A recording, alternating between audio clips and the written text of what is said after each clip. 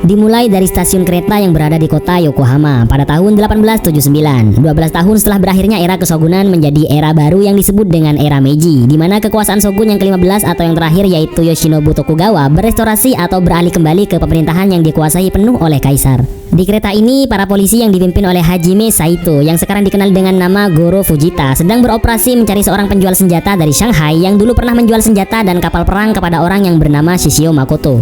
Setelah menemukannya, ternyata orang itu sangat fasih berbahasa Jepang meski dengan penampilan Cina. Dia ternyata juga sangat mengenal Hajime yang dia kenal saat masih menjadi Shinseigumi. Orang itu bernama Enishi Yukishiro, seorang mafia dari Shanghai, Cina. Dengan santainya dia mengaku kalau dia memang menjual kapal perang dan senjata kepada Shishio Makoto. Bahkan dia juga malah menawari Hajime senjata yang dia dapat saat perang Boshin. Akhirnya Hajime langsung menyuruh anak buahnya agar membawanya untuk ditahan. Tapi nggak semudah itu. Enishi memberontak dan menusuk salah seorang prajurit serta malah menanyakan keberadaan Batosai sang pembantai. Pertanyaan itu membuat Hajime heran. Seorang mafia Cina tiba-tiba menanyakan mantan pembantai di Jepang. Setelah itu pertarungan pun terjadi.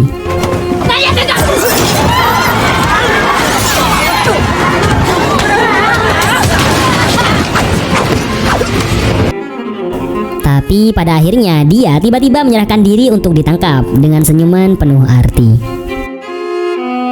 Di Tokyo, tepatnya di daerah Asakusa, sedang ada festival untuk merayakan sebuah pernikahan, di mana di sana sudah ada Kenshin dan teman-temannya yang melihat perayaan itu dengan penuh kegembiraan. Sanosuke Sagara, Yahiko Myojin, Megumi Takami, dan Kaoru Kamiya. Sang pengantin wanita mengenakan busana ala-ala barat, di mana di era ini sudah semakin banyak budaya barat yang masuk ke Jepang semenjak era Bakumatsu saat Matthew Culber Perry datang melakukan kerjasama dagang, dan hingga era Meiji ini menjadi semakin banyak orang-orang Jepang yang memakai produk-produk barat. Kaoru membayangkan dirinya yang mengenakan gaun pengantin itu saat menikah dengan Kenshin suatu hari nanti. Hal itu membuatnya dibully oleh Sanosuke dan Yahiko hingga membuatnya tersipu malu. Di tempat pelatihan kepolisian yang berada di Kementerian Dalam Negeri, para polisi sedang berlatih pedang untuk menyiapkan diri dalam melindungi negara dari musuh. Di sana ada kepala polisi yang bernama Uramura dan juga salah satu master pedang aliran Chuetsu Ryu yang bernama Maekawa Miyauchi bersama beberapa muridnya menjadi pelatih di tempat itu. Tak lama kemudian, Kenshin juga datang untuk melihat-lihat para polisi yang berlatih pedang dalam rangka menjaga keutuhan negara, di mana sekarang Jepang sedang mengalami gejolak dengan Tiongkok atau Cina yang dikhawatirkan akan terjadi perang besar di antara kedua negara. Sementara itu, di markas besar kepolisian Tokyo, penahanan Enishi dipindahkan atau dialihkan ke pemerintah Cina karena Jepang dan Cina di masa ini memiliki hubungan penting dalam tatanan negara sehingga mereka bisa menghakimi atau memberikan hukuman kepada orang berkewarganegaraan Cina. Begitu juga sebaliknya. Ini yang disebut dengan yurisdiksi. Hal itu membuat Hajime marah-marah karena udah capek-capek nangkep malah dilepasin meski dengan dalih penangguhan penahanan. Padahal sebenarnya Enishi memang mau dibebasin oleh polisi Cina itu. Tapi pihak kepolisian juga mendatangkan seorang mata-mata untuk memata-matai pergerakan orang-orang Cina itu, sekaligus untuk mencari tahu keberadaan gudang senjata mereka, di mana senjata-senjata itu ternyata mereka ambil saat setelah perang Boshin di daerah Toba dan Fushimi. Orang itu ternyata adalah Cho Sawagejo, mantan anggota Juppongatana atau 10 pedang Shishio Makoto. Hati Hajime masih saja nggak bisa mempercayai orang seperti Cho ini. Meski berat, tapi harus dia terima karena itu merupakan keputusan atasan. Di sebuah restoran Gyuname yang bernama Akabeko, Kenshin, Kaoru, Sanosuke, dan juga Yahiko sedang menikmati hidangan santap malam bersama. Restoran ini milik wanita bernama Tai Sekihara, dan ini adalah anak buahnya, Subame Sanjo, yang terus digoda oleh Tai, bosnya, untuk segera mendapatkan pacar seperti Kaoru yang langsung salting mendengar godanya itu. Di saat yang sama, Enishi bersama 5 orang yang juga satu tujuan dengannya, yaitu membalas dendam kepada Kenshin, sedang mempersiapkan senjata untuk menghancurkan kota yang ditempati oleh Kenshin, yaitu Tokyo. 6 orang termasuk Enishi ini dikenal dengan Rokunin no Doshi atau 6 sekawan, di mana mereka semua dipersenjatai dan dibiayai oleh Enishi untuk menyiksa Kenshin dohir batin karena sejatinya mereka semua juga memiliki dendam yang sama kepada Kenshin. Enishi menyuruh orang yang bernama Kujiranami untuk meluncurkan tembakan meriam. Tembakan itu mengenai restoran Akabeko, tempat makan favorit Kenshin dan teman-temannya. Untungnya saat penembakan itu terjadi, Kenshin dan yang lainnya sudah pergi dari sana. Balas dendam Enishi kepada Kenshin tidak cukup hanya dengan membunuh Kenshin saja, tapi dia akan membuatnya menderita hingga kena mental dan membuatnya menyesal hingga mengakui semua kesalahannya di masa lalu. Setelah itu, polisi datang untuk memeriksa Bukit Ueno, tempat yang disinyalir menjadi pusat penembakan. Kenshin dan Sanosuke pun ikut bersama para polisi itu. Sementara restoran Akabeko yang sudah terbakar sangat memprihatinkan. Di bukit itu, para polisi tidak menemukan satu bekas senjata yang dipakai oleh mereka, tapi hanya menemukan kertas bertuliskan Jinchu atau penghakiman manusia. Itu sebenarnya ditujukan kepada Kenshin, di mana dulu sewaktu masih menjadi pembantai, Kenshin juga melakukan hal yang sama setelah membunuh targetnya. Kenshin yang sedikit terbesit masa lalunya mulai memahami apa yang terjadi saat ini, yaitu ada seseorang yang ingin balas dendam kepadanya. Tak lama kemudian, Hajime memberitahu Kenshin bahwa ada seseorang dari Shanghai, Cina yang ingin membalas dendam kepadanya. Malam itu juga, orang-orang yang menjadi korban ledakan di Akabeko dirawat dan diobati oleh Megumi, termasuk Tae dan Tsubame yang mengalami luka yang cukup parah. Di waktu senggang, Sanosuke iseng-iseng bertanya kepada Megumi tentang bekas luka di pipinya Kenshin yang gak hilang-hilang. Kemudian Megumi menjawab sesuai dengan yang pernah dia tanyakan kepada dokter yang bernama Oguni, bahwa bekas luka akibat kemarahan di jalan keadilan takkan menghilang sampai kemarahan itu mereda. Pertanyaan itu berawal dari kecurigaan Sanosuke dengan kejadian ledakan di Akabeko yang mungkin ada hubungannya dengan Kenshin dan masa lalunya. Setelah itu, Sanosuke kembali ke dojo Kamiya milik keluarga Kaoru yang kebetulan ada Kenshin yang belum tidur. Dia meminta Kenshin untuk menceritakan apa yang sebenarnya terjadi. Namun tak lama kemudian, salah seorang murid dojo Maekawa datang dengan luka-luka yang cukup parah, dan dia memberitahu Kenshin bahwa dojonya diserang oleh seseorang yang sangat kuat. Bahkan beberapa polisi yang datang tidak dapat menghentikannya. Akhirnya Kenshin dan Sanosuke bergerak cepat menuju TKP. Di tengah jalan, mereka bertemu dengan beberapa orang polisi yang akan menuju rumah kepala polisi, Uramura, karena nggak ada kabar sama sekali darinya setelah peristiwa ledakan di Akabeko. Akhirnya Kenshin merubah haluan menuju kediaman Uramura, sedangkan Sanosuke tetap menuju dojo Maekawa. Ternyata di kediaman Uramura sedang ada pembantaian yang dilakukan oleh salah satu 6 sekawan yang bernama Hyoko Otawa. Dia mempunyai beberapa senjata di sekujur tubuhnya. Dia sangat membenci Kenshin karena telah membunuh temannya di masa lalu. Saat dia akan membunuh anak dan istri Uramura, Kenshin datang dengan sangat cepatnya.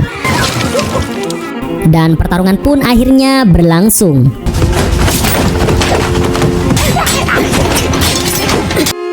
Di pertengahan pertarungan, Kenshin penasaran dengan dalang di balik semua ini. Dan pertarungan masih berlanjut.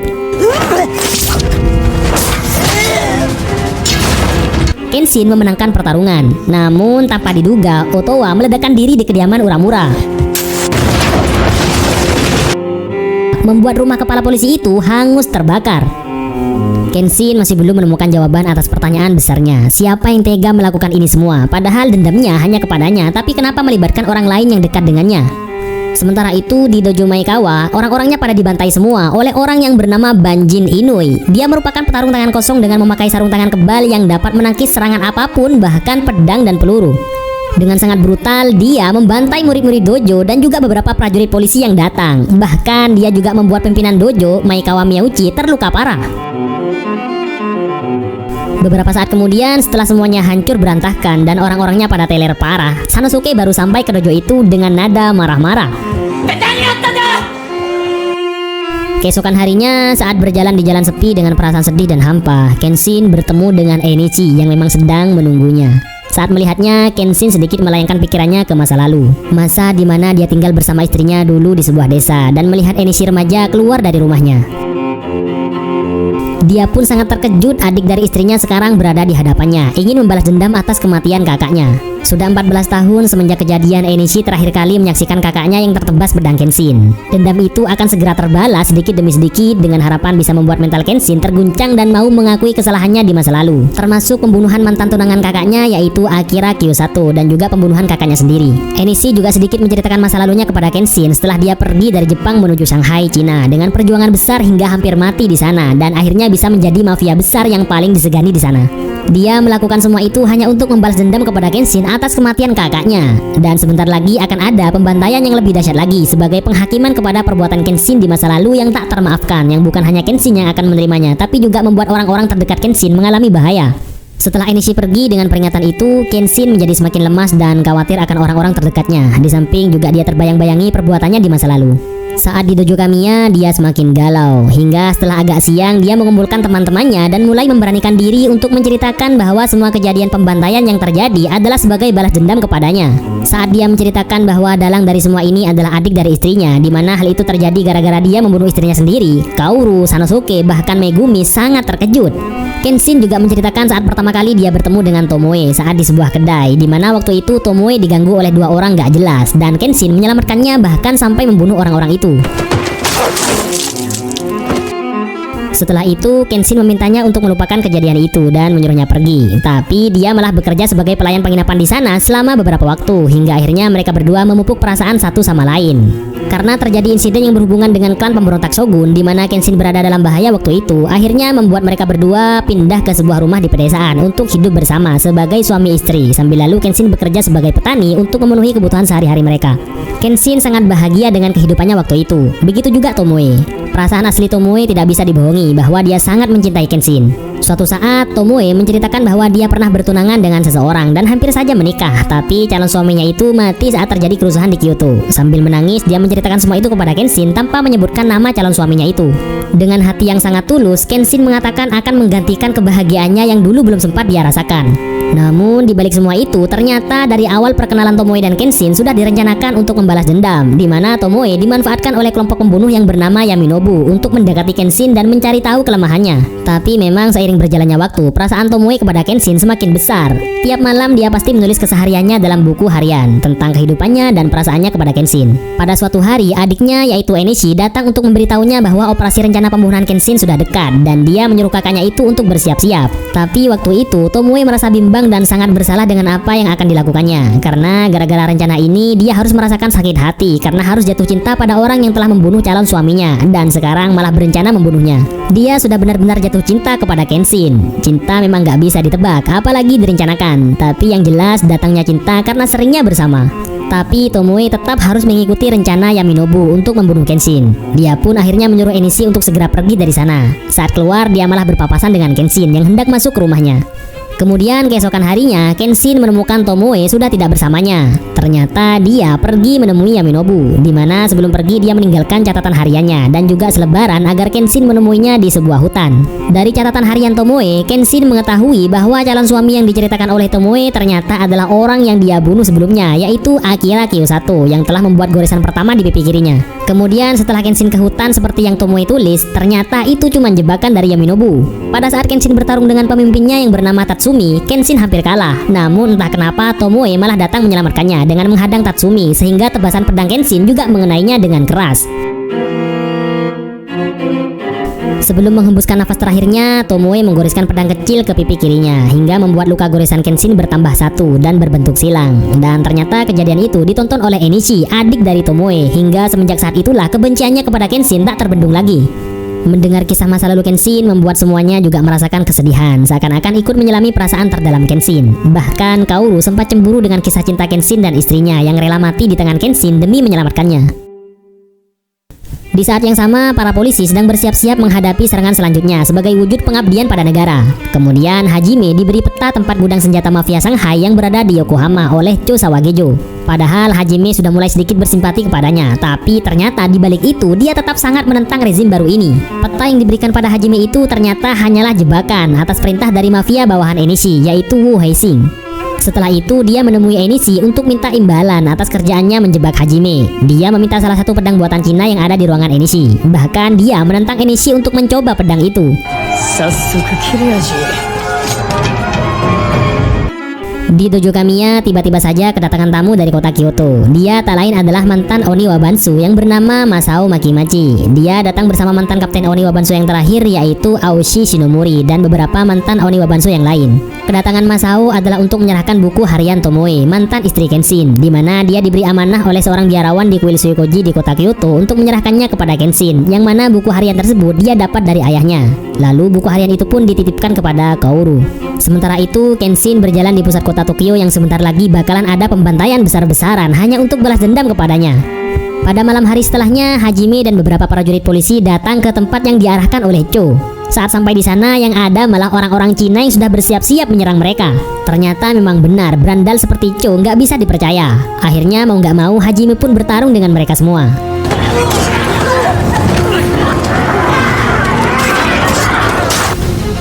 Ternyata hal itu dilakukan untuk mengulur waktu polisi, di mana malam itu adalah malam yang dijanjikan oleh Enishi, yaitu malam penghakiman. Dan pada malam itu juga sebelum mulai pembantaian, Enishi menyebarkan selebaran bertuliskan Jinchu atau penghakiman manusia ke seluruh Tokyo. Tak lama setelah itu, Kujiranami mulai menembakkan meriam ke arah pusat kota.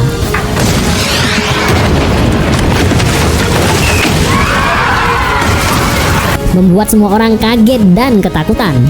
Selain itu, semua anggota 6 sekawan sudah mulai melakukan penyerangan, juga bersama beberapa prajurit dari Cina.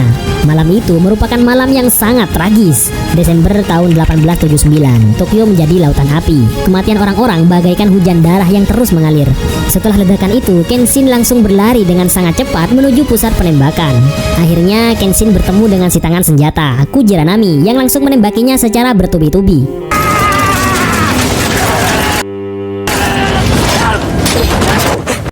Tapi pada akhirnya Kenshin berhasil memotong tangan senjatanya hingga membuatnya nggak berdaya.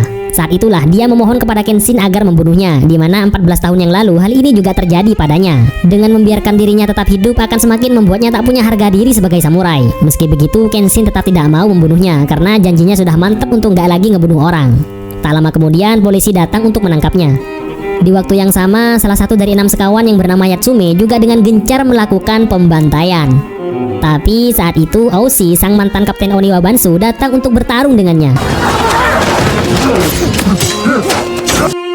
Padahal yang diharapkan Yatsume adalah berhadapan dengan Kenshin, tapi Aoshi nggak bisa dianggap remeh. Tak lama kemudian Masao datang untuk membantu.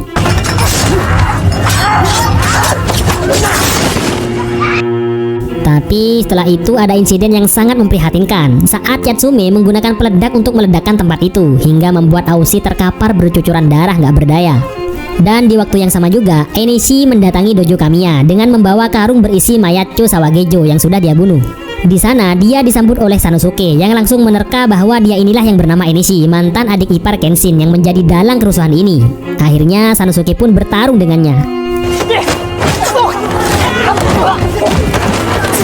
Tapi Sanosuke bukanlah tandingan Enishi yang menguasai gaya bertarung Watojutsu yang dia pelajari dengan keras saat berada di Shanghai.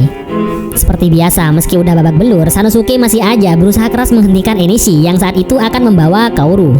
Dan beberapa waktu kemudian, Kenshin dengan cepat menuju dojo Kamiya setelah mengalahkan Kujiranami. Tapi saat sampai di sana, Sanosuke dan murid-murid dojo sudah pada teler gak berdaya semua. Hanya Yahiko yang masih seger, tapi dengan penyesalan yang amat sangat dalam karena nggak bisa berbuat apa-apa saat Kaoru dibawa oleh Enishi. Kemudian Kenshin menemukan surat penghakiman manusia di mulut Cho yang sudah mati. Keesokan harinya, Hajime terkejut melihat keadaan kota Tokyo yang sangat amburadul dan kocar-kacir. Malam itu, dia dan beberapa anak buahnya nggak ada di sana saat pembantaian terjadi karena dijebak oleh musuh di kota Yokohama yang jaraknya sekitar 35 km dari kota Tokyo. Dia bersedih melihat kotanya dihancurkan seperti itu.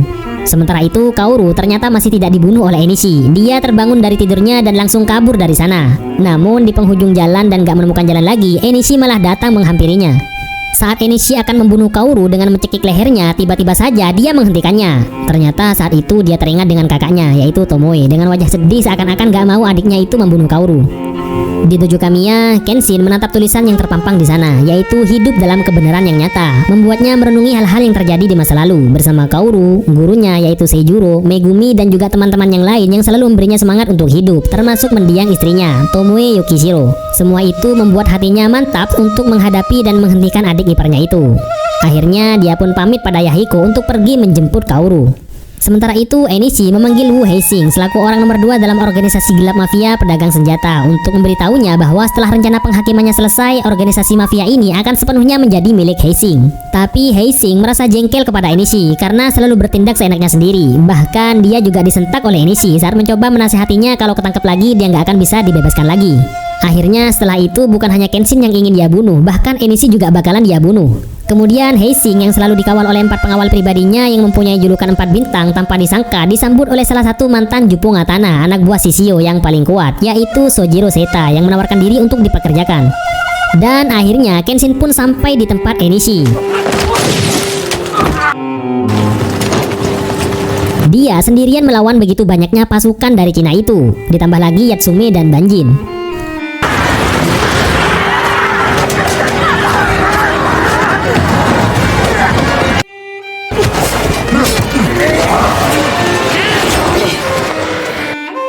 Tak lama kemudian, Masao dan beberapa mantan anggota Oniwa Bansu datang membantu. Tak hanya itu, Hajime dan beberapa prajurit polisi datang untuk membantu juga.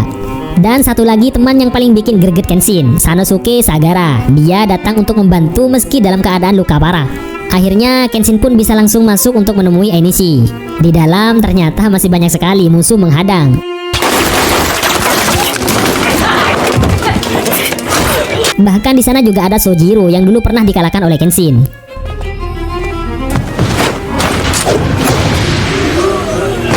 Ternyata Sojiro malah membantu Kenshin melawan orang-orang Genin ini. Di luar, Masao bertarung melawan Yatsume.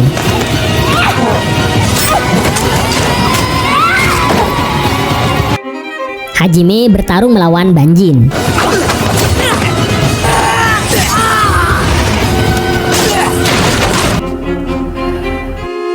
Kemudian karena musuh masih saja datang lagi, akhirnya Sojiro mempersilahkan Kenshin untuk masuk menemui Enishi, sementara dia yang melawan musuh yang ada di depannya.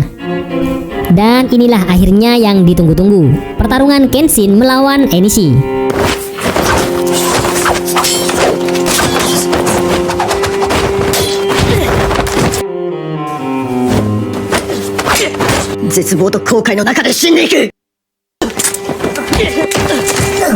Kenshin terkena serangan telak dari Enishi hingga membuatnya terkapar. Saat itulah Enishi ingin Kenshin melakukan bunuh diri atas kejahatannya di masa lalu. Tapi Kenshin gak akan melakukan hal itu karena dia harus menghentikan Enishi terlebih dahulu agar dia sadar bahwa bukanlah kematian yang bisa dijadikan tebusan atas dosa di masa lalu. Kemudian Kenshin pun bangkit kembali melanjutkan ronde pertarungan. Seandainya bukan pedang mata terbalik yang dipakai oleh Kenshin, Enishi sudah mati dari tadi terkena hunusan pedang Kenshin yang bertubi-tubi. Kenshin akhirnya bisa membuat Enishi gak berdaya. Tapi saat Enishi menusuknya dengan pedang kecil, Kenshin malah terdiam gak menghindar dan dia malah meminta maaf pada Enishi. Hal itu membuat Enishi mulai bersimpati kepadanya. Namun tiba-tiba Kenshin ditembak dari belakang oleh Wu Heising. Dan saat dia akan menembak Enishi juga, tiba-tiba Kaoru datang menghentikannya hingga Kaoru terhempas. Dan saat Heising akan menembak Kaoru, tiba-tiba tanpa diduga Enishi malah menghadangnya hingga Kaoru selamat dari kematian. Namun punggungnya terkena tembakan. Hal itu membuat Enishi sangat murka pada Heising hingga memukulnya bertubi-tubi dengan sangat keras. Kaoru yang melihat hal itu menyuruh Enishi untuk menghentikan pukulannya kepada Heising yang saat itu juga dihentikan oleh Kenshin. Seraya berterima kasih kepadanya karena telah melindungi Kaoru. Ini adalah momen yang sangat mengharukan, di mana hati Enishi mulai menyadari ketulusan Kenshin hingga membuatnya gak bisa berkata apa-apa lagi. Setelah semua musuh dikalahkan, Enishi pun akhirnya menjadi tahanan resmi pemerintah Jepang atas kejahatannya. Di dalam penjara, dia dikirim buku harian kakaknya oleh Kaoru. Setelah membaca semuanya dari awal sampai akhir, barulah dia menyadari perasaan kakaknya yang sesungguhnya terhadap Kenshin. Dia pun akhirnya menangis sedih sekali. Dojo Kamiya kembali melakukan aktivitas seperti biasanya. Sanosuke diobati dan dirawat oleh si cantik Megumi. Kenshin dan Kaoru pergi ke makam mendiang istri Kenshin di Kyoto, Tomoe Yukishiro, untuk mengucapkan maaf dan terima kasih serta salam perpisahan. Setelah ini, Kenshin akan selalu menjaga dan membahagiakan Kaoru yang sudah menemaninya hingga sekarang.